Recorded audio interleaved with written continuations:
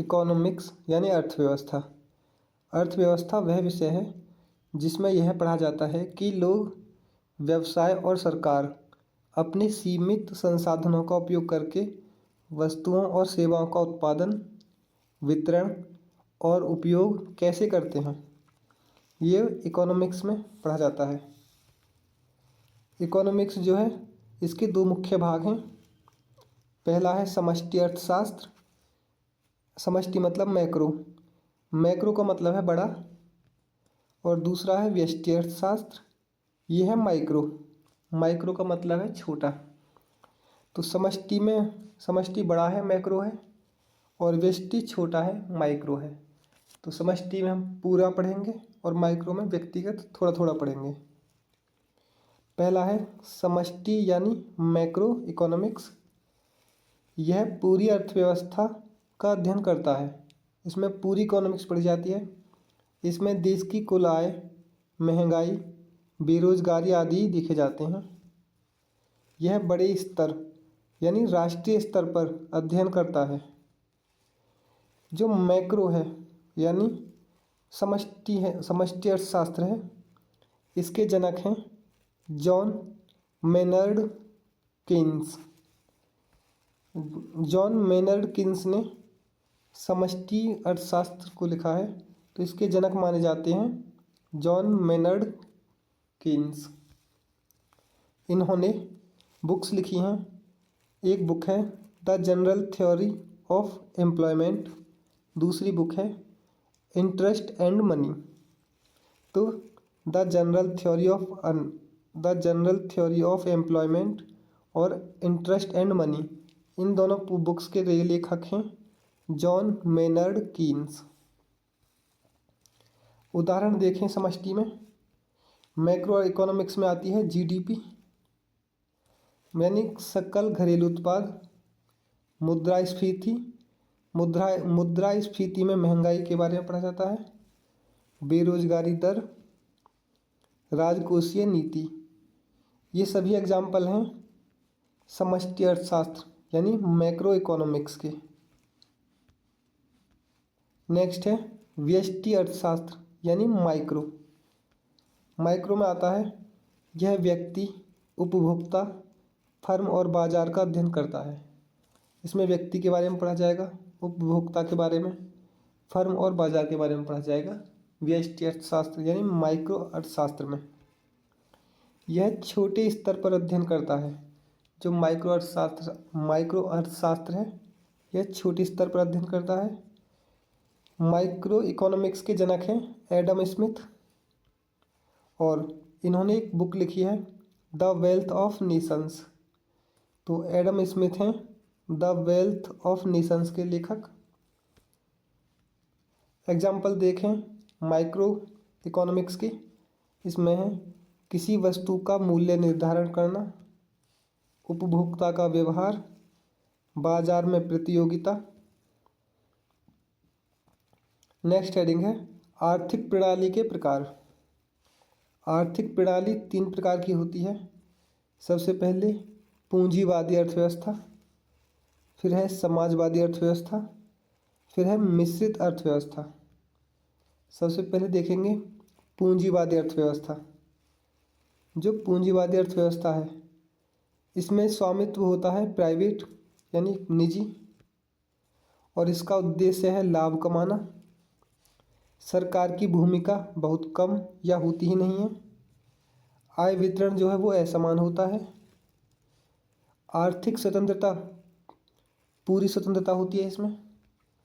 इसमें एग्जाम्पल्स हैं United states. तो पूंजीवादी अर्थव्यवस्था जो है वो यूनाइटेड स्टेट्स की है। अब है समाजवादी अर्थव्यवस्था। समाजवादी अर्थव्यवस्था में जो स्वामित्व होता है, कंट्रोल, वो सरकार का होता है, और इसका उद्देश्य है समाज का कल्याण करना। और सरकार की भूमिका जो है पूरी होती है, इसमें पूरी भागीदारी होती है। और जो आय वितरण है वो समान होगा। आर्थिक स्वतंत्रता है वो कम रहेगी। उदाहरण देखें north Korea, Soviet union, north Korea और सोवियत यूनियन, ये दोनों समाजवादी अर्थव्यवस्था में आती हैं। और जो यूनाइटेड स्टेट्स है ये पूंजीवादी अर्थव्यवस्था में आता है। इसके बाद में है मिश्रित अर्थव्यवस्था। मिश्रित अर्थव्यवस्था में है जिसमें सार्वजनिक और निजी दोनों अर्थव्यवस्थाएं होती हैं। इसमें स्वामित्व समाजवादी यानी सरकार का भी होता है और निजी प्राइवेट भी होता है। इसका उद्देश्य है लाभ कमाना और समाज कल्याण करना। सरकार की भूमिका इसमें सीमित है। आय वितरण इसमें असमान लेकिन कम होता है। आर्थिक स्वतंत्रता सीमित होती है। इसका उदाहरण है इंडिया। इंडिया जो है मिश्रित अर्थव्यवस्था में आता है। अब देखें लाइसेंस राज। लाइसेंस राज ये 1991 से पहले भारत में लागू एक ऐसी व्यवस्था थी जिसमें किसी भी व्यवसाय को शुरू करने या चलाने के लिए सरकार से कई प्रकार की अनुमति यानी लाइसेंस लेनी पड़ती थी, जो कि 1991 से पहले लागू होता था। आसान भाषा में देखें, अगर कोई फैक्ट्री खोलनी है तो सरकार की अनुमति होनी चाहिए। सामान आयात करना है तो भी अनुमति चाहिए। उत्पादन बढ़ाना है उसकी भी अनुमति चाहिए। इस वजह से व्यापार करना मुश्किल था। उद्योग धीमी गति से बढ़ते थे। अर्थव्यवस्था की विकास दर धीमी थी। उस समय की बड़ी समस्या क्या है? 1991 में भारत को भुगतान संतुलन BOP संकट हुआ। देश के पास विदेशी मुद्रा डॉलर बहुत कम बची थी। भारत के पास केवल कुछ ही दिनों के आयात के लिए पैसा बचा था। इसके लिए क्या किया गया? सबसे पहले LPG सुधार 1991 में हुआ। इस संकट से बाहर आने के लिए 1991 में आर्थिक सुधार किए गए। इन सुधारों का नेतृत्व सबसे पहले प्रधानमंत्री PV नरसिम्हा राव ने किया, और जहाँ पर वित्त मंत्री डॉक्टर मनमोहन सिंह थे, प्रधानमंत्री थे PV नरसिम्हा राव और वित्त मंत्री थे डॉक्टर मनमोहन सिंह। LPG का मतलब है L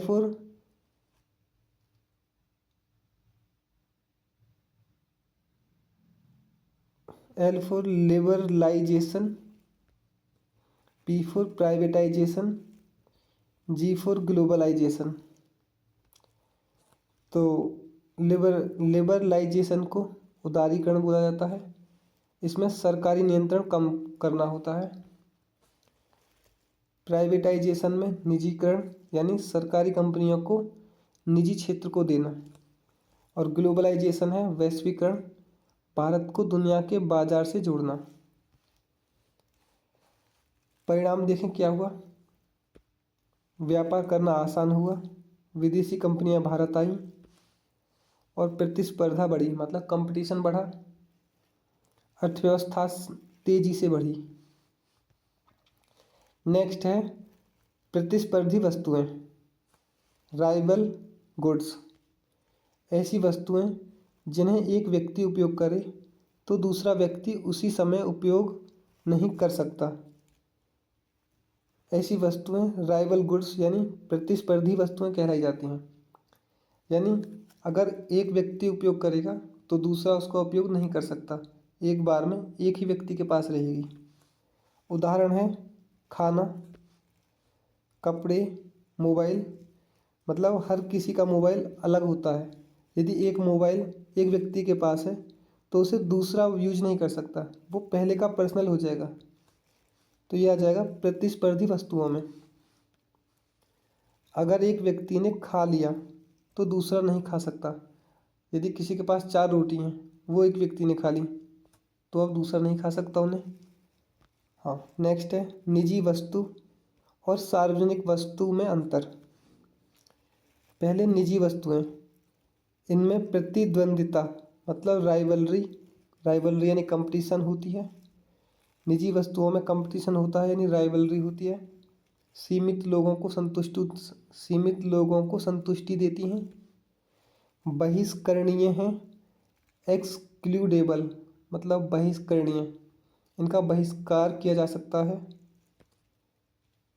पैसे देकर खरीदनी पड़ती हैं। निजी कंपनियां बनाती हैं। इनकी उत्पादन लागत होती है। उदाहरण जैसे कार, मोबाइल, कपड़े। सार्वजनिक वस्तुएं, ये पब्लिक गुड्स के अंतर्गत आती हैं। इनमें प्रतिद्वंद्विता नहीं होती, ये नॉन राइवल होती हैं। सभी लोग एक साथ उपयोग कर सकते हैं। गैर बहिष्करणीय होती हैं यानी नॉन एक्सक्लूडेबल होती हैं। आमतौर पर सरकार उपलब्ध कराती है। इनकी सीमांत लागत लगभग शून्य होती है। इनमें मुफ्तखोरी फ्री राइडर समस्या होती है। उदाहरण जैसे सड़क, पुल, स्ट्रीट लाइट।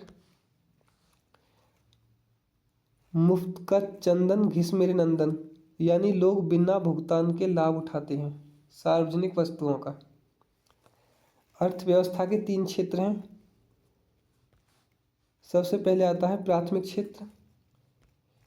ये सीधे प्रकृति पर निर्भर करता है। इसमें कृषि, पशुपालन, मछली पालन आदि आते हैं। दूसरा क्षेत्र है कच्चे माल को तैयार माल में बदलना। इसमें फैक्ट्री और उद्योग आते हैं। तीसरा क्षेत्र है सेवाएं प्रदान करना। इसमें बैंक, अस्पताल, स्कूल, परिवहन, ये सभी सेवाएं प्रदान करते हैं, तो ये तीसरे क्षेत्र में आते हैं। प्राथमिक क्षेत्र देखें। भारत में प्राथमिक क्षेत्र मुख्य रूप से कृषि कार्यों से जुड़ा होता है। इसमें क्या क्या आता है वो देखें। जैसे कृषि, मछली पकड़ना, शिकार करना, वानिकी यानी जंगल से जुड़े हुए कार्य, खनन यानी माइनिंग, जो खुदाई वगैरह होती है। यह क्षेत्र सीधे प्रकृति पर निर्भर करता है। रेड कॉलर नौकरियां इसी के अंतर्गत आती हैं। इस क्षेत्र की नौकरियों को रेड कॉलर जॉब्स भी कहा जाता है। महत्वपूर्ण बात है, कृषि को भारतीय अर्थव्यवस्था की रीढ़ कहा जाता है, क्योंकि भारत की बड़ी आबादी खेती पर निर्भर है। द्वितीय क्षेत्र में देखें, इसे विनिर्माण मैन्युफैक्चरिंग क्षेत्र भी कहा जाता है। यह क्या करता है? यह प्राकृतिक संसाधनों यानी कच्चे माल को तैयार करने और महंगे उत्पादों में बदलने में काम आता है। उदाहरण में है फैक्ट्री में सामान बनाना, प्रोसेसिंग यानी प्रसंस्करण करना, इसमें भवन निर्माण, बिजली उत्पादन आदि हैं। यह देश के औद्योगिकरण में मदद करता है। उदाहरण देखें, चीन ने उद्योगों के कारण तेजी से विकास किया है। ब्लू कॉलर नौकरियां देखें, शारीरिक मेहनत वाली नौकरियां ब्लू कॉलर जॉब्स के अंतर्गत आती हैं।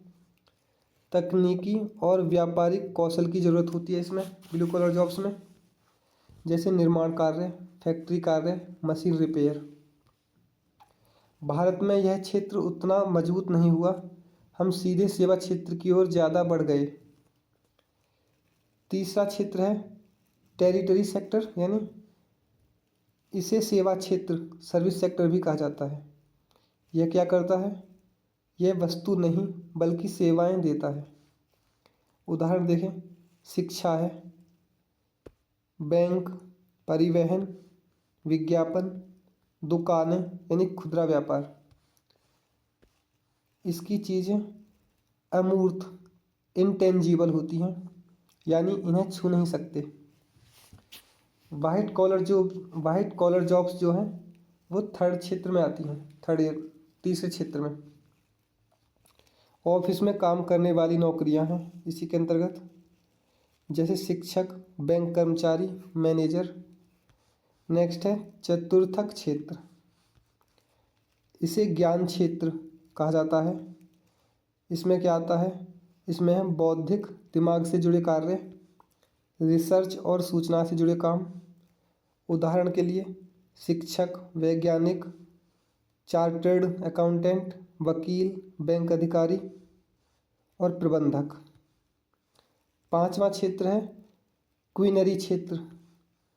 यह सबसे उच्च स्तर का क्षेत्र है। इसमें बड़े निर्णय लेने वाले कार्य होते हैं। बहुत उच्च कौशल की ज़रूरत होती है। उदाहरण के लिए वरिष्ठ अधिकारी, शोध वैज्ञानिक, आईटी विशेषज्ञ और वित्तीय सेवाएं। राजनीतिज्ञ, इन्हें गोल्ड कॉलर जॉब्स भी कहा जाता है। जो पांचवें क्षेत्र में है वो गोल्ड कॉलर जॉब्स के अंतर्गत आती हैं। 2011 की जनगणना के अनुसार रोजगार यानी LFPR, labour force participation rate, वो कितना था? प्राथमिक क्षेत्र में 54.6% था, द्वितीयक क्षेत्र में 24.3% था और तृतीयक क्षेत्र में 21.1% था। इसका मतलब ज़्यादा लोग खेती में काम करते हैं। GDP में योगदान देखें, प्राथमिक क्षेत्र में 14.39% है GDP में योगदान, द्वितीयक क्षेत्र में 31.46% है और तृतीयक क्षेत्र में 54.15% है। इस क्षेत्र में देश की आय में सबसे ज़्यादा योगदान देता है। मतलब सेवा क्षेत्र जो है देश की आय में सबसे ज़्यादा योगदान देता है। महिलाओं की भागीदारी देखें, प्राथमिक क्षेत्र में महिलाओं की भागीदारी है 62.8%। इसका मतलब अधिकतर महिलाएं खेती और उससे जुड़े कार्यों में काम करती हैं। जल्द याद रखने के लिए प्राइमरी में प्रकृति आ जाएगी, सेकेंडरी में फैक्ट्री, थर्ड में सेवा और फोर्थ में ज्ञान। तो प्रकृति, फैक्ट्री, सेवा, ज्ञान। और पांच में है बड़े निर्णय। सबसे पहले क्या आएगा? प्रकृति, फिर फैक्ट्री, फिर सेवा, फिर ज्ञान और फिर बड़े कार्य। पांचों क्षेत्र हो गए। नेक्स्ट है व्यापार के सहायक साधन। व्यापार के सहयोगी वे सेवाएं हैं जो सामान को उत्पादन स्थान जहां बनाया गया वहां से और उपभोग स्थान जहां खरीदा इस्तेमाल किया गया तक पहुंचाने में मदद करती है। आसान शब्दों में, अगर ये सेवाएं न हों तो व्यापार सही से नहीं चल सकता। उदाहरण, सबसे पहले परिवहन, सामान एक जगह से दूसरी जगह ले जाना परिवहन का काम है। संचार है, फ़ोन, इंटरनेट से जानकारी देना। बैंकिंग में है, पैसों का लेन देन। बीमा में है, नुकसान से सुरक्षा। और भंडारण है, सामान को सुरक्षित रखना। विज्ञापन है, ग्राहकों को जानकारी देना। ये सभी व्यापार को सफल बनाने में मदद करते हैं। नेक्स्ट है आदर्श और मतलब नॉर्मेटिव और सकारात्मक यानी पॉजिटिव अर्थशास्त्र में अंतर। नॉर्मेटिव और पॉजिटिव अर्थशास्त्र, सबसे पहले है नॉर्मेटिव यानी आदर्श, दूसरा है सकारात्मक अर्थशास्त्र। जो नॉर्मेटिव है वो मत और विचार पर आधारित है और जो सकारात्मक है वो तथ्य और आंकड़ों पर आधारित है।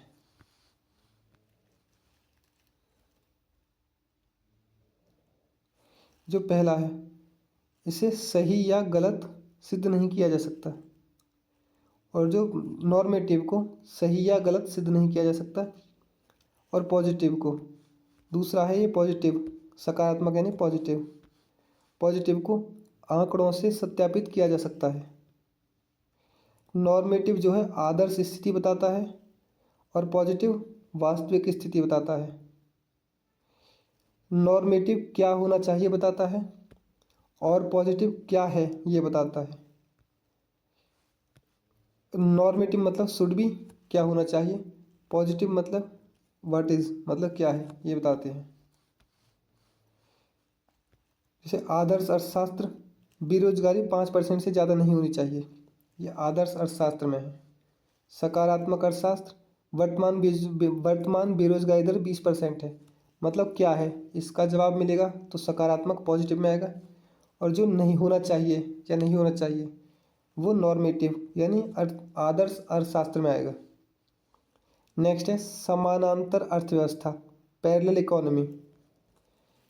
पैरेलल इकोनॉमी वह इकोनॉमी है जिसमें काला धन कमाया जाता है और सरकार के रिकॉर्ड में दर्ज नहीं होता। आसान भाषा में, जो पैसा चोरी छिपे कमाया जाए और टैक्स ना दिया जाए वह समानांतर अर्थव्यवस्था का हिस्सा है। नुकसान क्या है इसके? सरकार को टैक्स नहीं मिलता, सरकारी नीतियां सही से काम नहीं कर पाती, अर्थव्यवस्था को नुकसान पहुंचता है। याद कैसे रखें? जो व्यापार के सहयोगी हैं वो व्यापार के मददगार हैं। मतलब नॉर्मेटिव में होना चाहिए और पॉजिटिव में व्हाट इज़ मतलब क्या है, इसका रिप्लाई मिलेगा। समानांतर अर्थव्यवस्था काला धन कमाने वाली अर्थव्यवस्था है और व्यापार के सहयोगी कौन है? जो व्यापार के मददगार होंगे।